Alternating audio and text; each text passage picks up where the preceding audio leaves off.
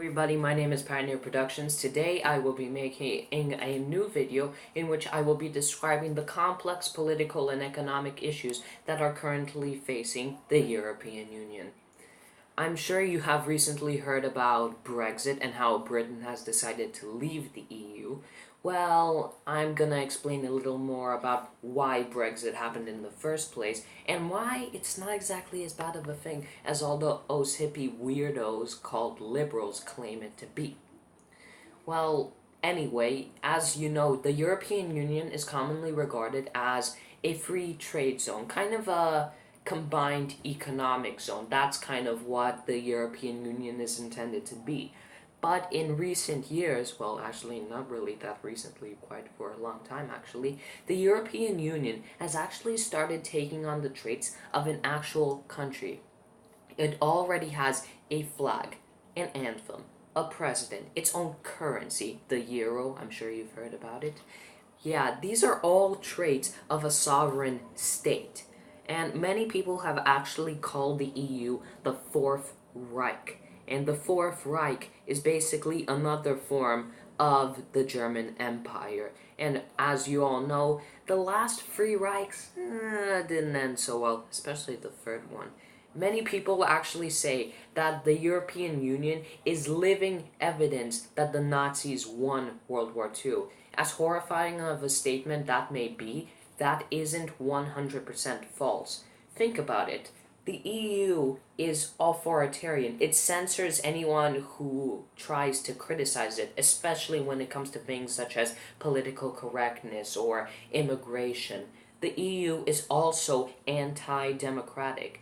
Because think about it, of all the countries who have voted to reject one of the European treaties, or voted to leave the EU, or voted against something the EU has tried to impose, the EU either ignores them, keeps making the vote again and again until they get the result they want, or they just, how should I put this,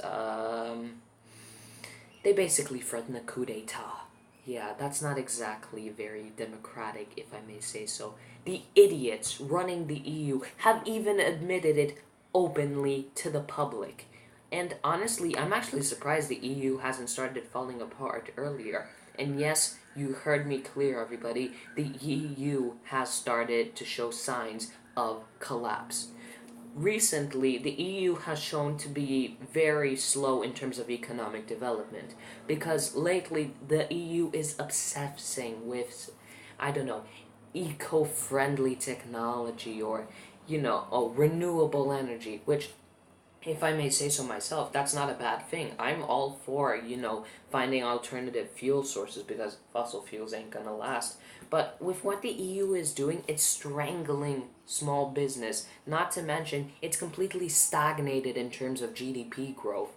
Because, think about it, with what the EU is doing, it strangles small business, freezes economic growth, and pretty much screws everyone over economically, except the Europhile politicians. Think about this, if I may say so. In Croatia, more than 40% of people are unemployed, and that's the youth. Don't even get me started on the overall unemployment rate. Why do you think Spain has gone to hell?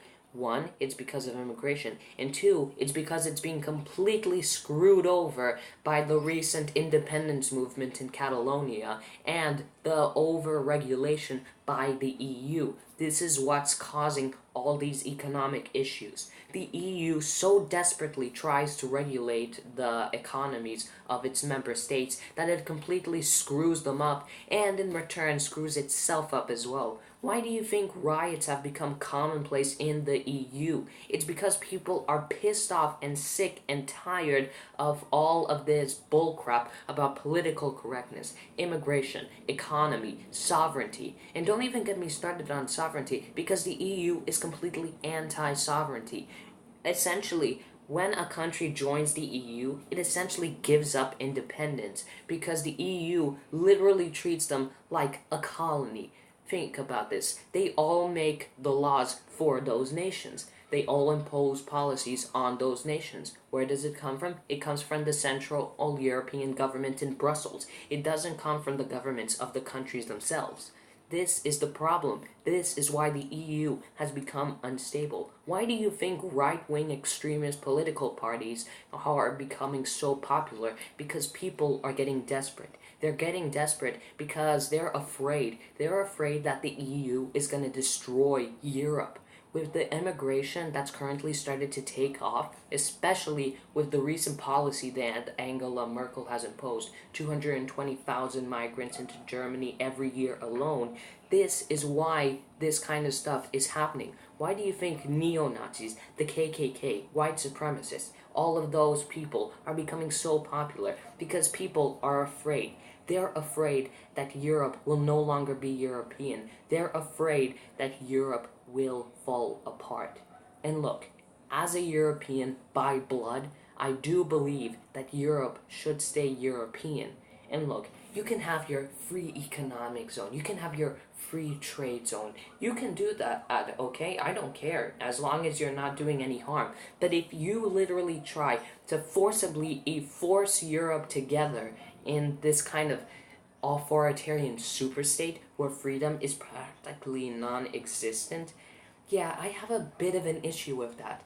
And don't even get me started on the immigration. It's absolutely disgusting what you're doing. You're literally calling for the ethnic genocide of Europeans. And even though it may not be violent, it's just as bad what you're doing. With the low birth rate, yeah, it's not really surprising that Europeans are gonna become a minority in their own homes. Yeah, that's not exactly something that I want. But there is hope. To all the Europeans out there is hope. Recently, the birth rate in Europe has started to steadily rise, not just because of immigration, but it's because people are finally noticing the problems that the EU, political correctness, liberal policies, and all that leftist stuff has created. That is why Europe is finally starting to recover. Economic growth is finally returning, and the birth rate is starting to go up. In Eastern Europe, especially in countries such as Poland, the Czech Republic, Hungary, Austria, Slovenia, Croatia, in these kind of places, this is where the biggest rebellions against the EU are happening. And with recent movements for other countries such as France, the Netherlands, Italy, and other countries to leave the EU, it is possible that the years of economic stagnation and political unrest will finally come to an end, and Europe will finally return to the beautiful continent and the beautiful place that we all know and love. Thank you for watching this video. Please give it a like, comment below, and subscribe to my channel for more videos every week. Pioneer Productions, over and out.